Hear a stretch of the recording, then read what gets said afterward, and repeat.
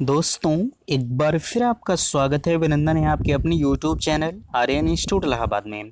दोस्तों, जैसा कि थंबनेल पर देख पा रहे हैं, अगर आपका सिलेक्शन बिहार शिक्षक भर्ती के तहत हुआ है और आप खासकर यूपी के निवासी हैं, तो बिल्कुल आप सभी के लिए ये सूचना जो है बिल्कुल बेहतरीन होने वाली है। देखिए, ये कहा जा रहा है BPSC latest news today, Bihar में चयनित शिक्षकों पर खतरा। ठीक है, जाहिर सी बात है, आखिरकार आपका सिलेक्शन फाइनली तो हो गया है, लेकिन अब आपके ऊपर कौन सा खतरा मंडरा रहा है, बिल्कुल हम आपको बताएंगे। नौकरी छीन लेगी सरकार, आखिरकार ये कदम सरकार के द्वारा क्यों उठाया जा रहा है, ये सरकार आपकी नौकरी छीनने पर क्यों लगी है।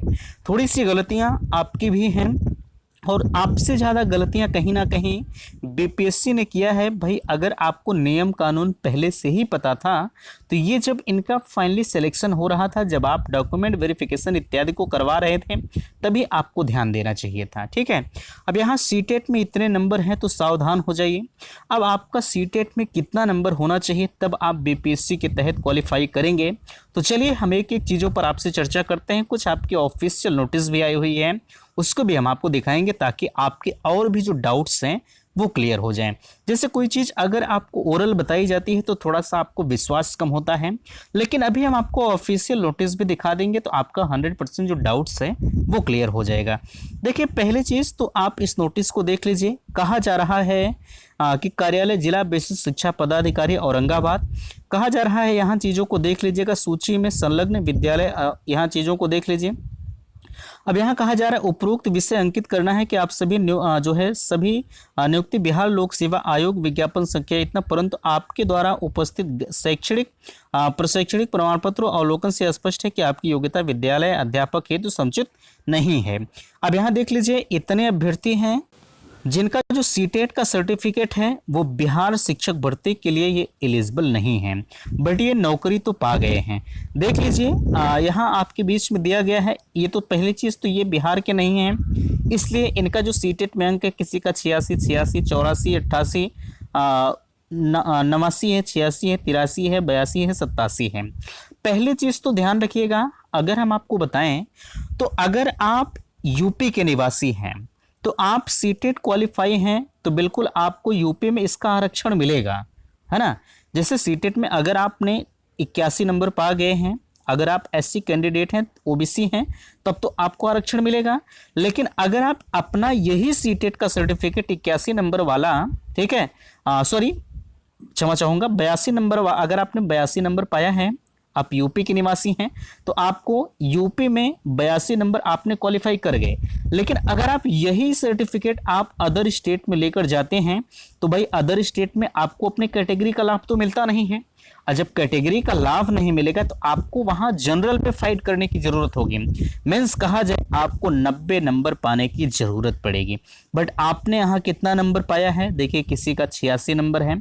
यहाँ देख लीजिए, मेरे कहने का सेंस यही है कि आप अगर अदर स्टेट में जाते हैं, ठीक है, आप एससी कैंडिडेट हैं और एसटी हैं और ओबीसी कैंडिडेट हैं, ठीक है, आपको मैं मानता हूं कि 82 नंबर मिला हुआ है सीटेट में, ठीक है, तो आप अदर स्टेट में इस 82 नंबर को ले जाकर आप वहां नौकरी नहीं प्राप्त कर सकते।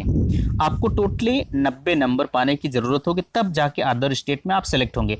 लेकिन हाँ, यूपी में अगर आती है, भाई आप यूपी के निवासी हैं, तो आपको ये आरक्षण का लाभ तो मिलेगा ही। ठीक है, तो भाई जो लोग बिहार में इसके तहत सेलेक्ट हो गए हैं, कहीं ना कहीं उनके ऊपर खतरा है, ठीक है, वो सावधान हो जाएं। भाई हो सकता है उनका जो वेतन वगैरह है वो भी सरकार के द्वारा अगर रिकवर कराया जाएगा तो मामला अटक जाएगा, है ना। यहाँ इस ऑफिशियल नोटिस को देख लीजिएगा, यहाँ और भी आपके डाउट्स क्लियर हो रहे हैं।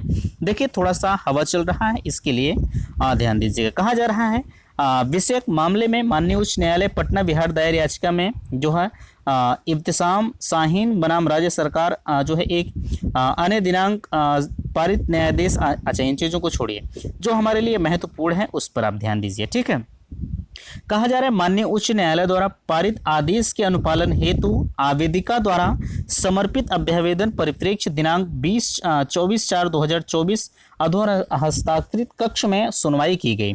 सुनवाई के क्रम में आवेदिका उपस्थित थे, उन्होंने स्वयं अपना पक्ष रखा। सुनवाई के क्रम में आवेदिका द्वारा यह बताया गया कि बिहार लोक सेवा आयोग के द्वारा विज्ञापन संख्या इतना के तहत संस्कृत विषय में कक्षा वर्ग 6 से 8 तक विद्यालय अध्यापक पद पर नियुक्ति हेतु सफल घोषित करते हुए अरवल जिला आवंटित किया गया। जो है आवेदिका का कहना है कि केंद्रीय शिक्षक पात्रता परीक्षा सीटेट में 60% से जो है कम अंक होने के कारण काउंसलिंग को रोक दिया गया।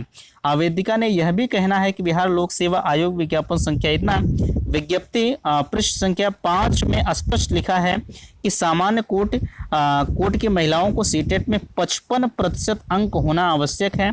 चूंकि आवेदिका का 89 अंक प्राप्त है, जो है 55% अंक अधिक है।